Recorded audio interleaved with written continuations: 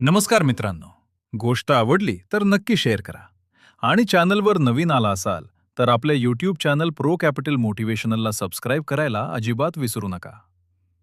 मित्रांनो, शनिवारचा दिवस आणि जगभरात खळबळ उडवणारी बातमी. अमेरिका आणि इस्रायल यांनी इराणवर संयुक्त हल्ला केला. हा साधा हल्ला नव्हता, कारण या हल्ल्यात इराणचे सर्वोच्च नेते अयातुल्ला खामेनी यांचा मृत्यू झाल्याचा दावा करण्यात आला. ही बातमी बाहेर येताच मिडल ईस्टमध्ये तणाव प्रचंड वाढला. जगभरातील नेते सतर्क झाले आणि एक मोठा प्रश्न उभा राहिला. आता पुढे काय? इराणनं लगेच संकेत दिले, हे इथे थांबणार नाही, याचं परिणाम होतील. आणि त्यावर अमेरिकेनेही आक्रमक भूमिका घेत प्रत्युत्तराला तयार आहोत असा स्पष्ट इशारा दिला. म्हणजेच ही केवळ हवाई कारवाई नाही, तर मोठ्या युद्धाची ठिणगी ठरू शकते. आता हे युद्ध जरी अमेरिका, इस्रायल आणि इराणमध्ये सुरू असलं, तरी त्याचं परिणाम फक्त त्या भागापुरते मर्यादित राहणार नाहीत. कारण मिडल ईस्ट म्हणजे जगाच्या अर्थव्यवस्थेचं हृदय. आणि भारत? भारत या सगळ्यात कुठं उभा आहे? भारतातील सामान्य माणसावर याचा परिणाम होणार का? उत्तर आहे हो. आणि तो परिणाम मोठा असू शकतो. सर्वात आधी बोलूया तेलाबद्दल. भारत आपल्या गरजेपैकी मोठ्या प्रमाणात कच्चं तेल आयात करतो. त्यातील मोठा हिस्सा मिडल ईस्टमधून येतो. जर युद्ध तीव्र झालं तर हॉर्मुझ सामुद्रधुनी धोक्यात येऊ शकते. जगातील मोठा तेल पुरवठा याच मार्गानं होतो. जर हा मार्ग बंद झाला किंवा पुरवठा कमी झाला तर आंतरराष्ट्रीय बाजारात तेलाचे दर झपाट्यानं वाढतील आणि त्याचा थेट परिणाम भारतावर होईल.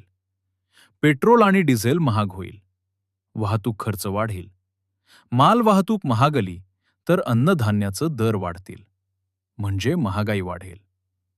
आता सोन्याबद्दल. जेव्हा जगात युद्धाचं वातावरण तयार होतं, तेव्हा गुंतवणूकदार सुरक्षित पर्याय शोधतात आणि त्यात पहिल्या क्रमांकावर असतं सोने.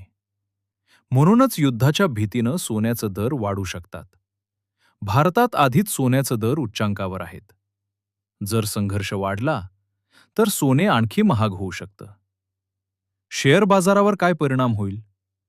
युद्धाच्या काळात अनिश्चितता वाढते. गुंतवणूकदार घाबरतात. विदेशी गुंतवणूक कमी होऊ शकते. याचा परिणाम म्हणजे भारतीय शेअर बाजारात घसरण होऊ शकते. विशेषतः तेल, एअरलाईन, आयात निर्यात क्षेत्रांवर परिणाम होण्याची शक्यता जास्त. रुपयावर काय परिणाम? जर तेल महागलं तर भारताला जास्त डॉलर द्यावे लागतील. यामुळे रुपयावर दबाव येऊ शकतो. रुपया कमजोर झाला तर आयात महागेल. आता प्रश्न असा, भारतीयांनी काळजी करावी का? घाबरण्याची गरज नाही, पण परिस्थितीकडे लक्ष ठेवणं आवश्यक आहे. भारत सरकारकडे पुरेसा परकीय चलनसाठा आहे. तेल साठे आहेत. पर्यायी पुरवठ्याचे मार्ग आहेत. पण जर युद्ध दीर्घकाळ चाललं तर परिणाम टाळणं कठीण होईल.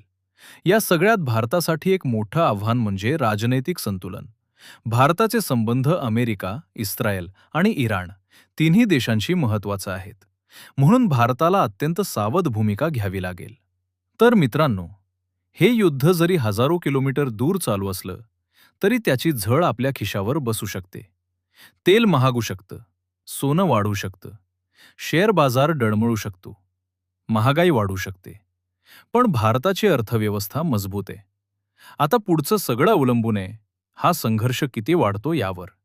हा मर्यादित संघर्ष राहणार की मोठ्या युद्धात रूपांतर होणार? जग श्वास रोखून पाहतंय आणि आपणही. तुमच्या मते या संघर्षाचा शेवट कसा होईल? भारतावर सर्वात मोठा परिणाम कशाचा होईल? विचार करा. कारण हे फक्त आंतरराष्ट्रीय राजकारण नाही, हा आपल्या रोजच्या आयुष्याशी जोडलेला प्रश्न आहे. धन्यवाद.